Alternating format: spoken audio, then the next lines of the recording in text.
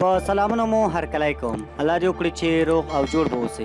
علیشه 007 چې دا وخت په سوشل میډیا ډېره زیاته مشهوره شوې، د هغې ویډیوز ډېر زیاتې وایرل دي. څوک یې ښه یادوي، څوک یې بده یادوي.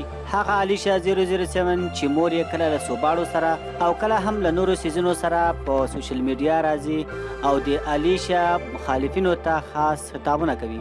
د علیشه د ویډیوز د زیات وایرل کېدو وجه همدا ده چې هغه ډېرې زیاتې ګنده او بې شرمه ویډیوګانې خپروي، کومې چې د پښتو او پښتون کلچر کې هیڅ ځای نه لري. د علیشه 007 ویډیوګانې چې په پښتنو معاشره ډېر زیات بد اثر خپروي، ډېرو پښتنو هغې ته دا پیغام هم ورکړی چې داسې ویډیوګانې دې نه جوړوي، ځکه داسې ویډیوګانې زموږ په پښتو معاشره ډېر بد اثر کوي. خو ولې بیا هم علیشه د خپل کار څخه لاس په سر کېږي نه او هغسې فحاشي او ګنده ویډیوګانې خپروي. د یوسف جان په شمول ډېرو پښتنو علیشه ته د داسې ویډیوګانو په نه جوړولو پیغام ورکړی، خو بیا هم علیشه همدغسې ویډیوګانې خپروي. خو که څوک یې په سوشل میډیا مخالفت کوي، نو مور یې سمدستي د هغو کسانو په مقابل کې ویډیو جوړه کړي او ډېرې ګنده ګنده کنځلې ورته کوي. په دې ویډیو کې د یوسف جان هغه پیغام هم تاسو سره شریکوم کوم چې څو ورځې وړاندې علیشه ته کړی و. بچی نو خپل ځان رزق پیدا کړي، تاسو خپلو ښځو بچو له رزق نه پیدا کوئ. دا غریبان څوک یتیمانې دي، څوک څه دي څوک څه دي. یاره د دې رزق دی پکې دغه دی پکې، نو دا رزق خو الله ورکوي.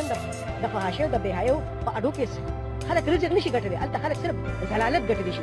او بله خبره دلته کې ستا کلتور ستا کردار مسخ کېږي لګیا. یو د بېحیايي یو ټریلر مسلسل چلېږي او دغه ماشوم مازغون ته خېږي. د دغې ماشوم له تاسو بدلې د ده نه به څه جوړېږي؟ هېڅ ممکن نه جوړېږي. ما له خو افسوس په دې راغی چې اوس په پښتو کې هم هغه ډبه شروع شو چې هغه سړی ووایي چې چل کوي. دا پښتو چا ویلې ده هغه هم د دې سیمې یو پښتون دی. اعلی عدالتونه دې پکې اکشن واخلي اوچت شي.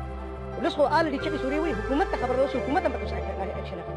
ملګرو، د یوسف جان دغه پیغام هم تاسو واورېدل او همدې ته ورته د یوسف جان په شان ډېرو پښتنو علیشه ته همداسې پیغامونه ورکړي دي چې د خپل کار څخه لاس په سر شي او نوره دې د پښتنو معاشره نه خرابوي.